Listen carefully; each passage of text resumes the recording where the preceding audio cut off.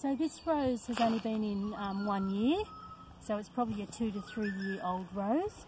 So all I need to do to this rose is cut out all the original growth.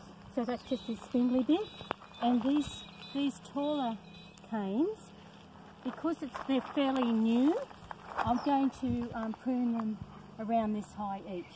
So this is an easy one to do.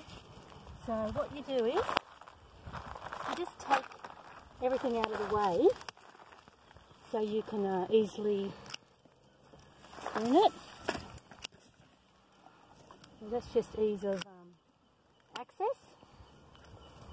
And then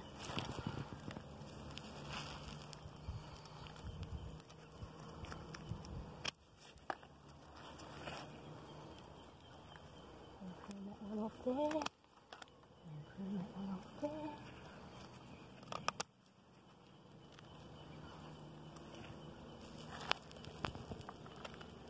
And then with these taller canes, because they're fairly fresh growth, don't want to go down too hard, but we're going to go to an outward pointing bud, so that would be there.